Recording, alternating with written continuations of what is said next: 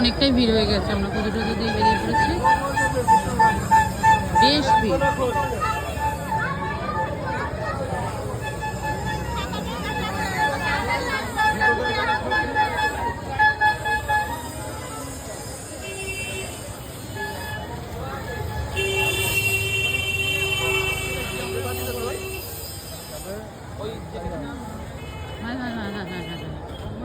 অনেক লাইন পড়ে গেছে, হয়ে গেছে কমপ্লিট। ভোরবেলা এসছি, হয়ে গেছে না দেখেছ।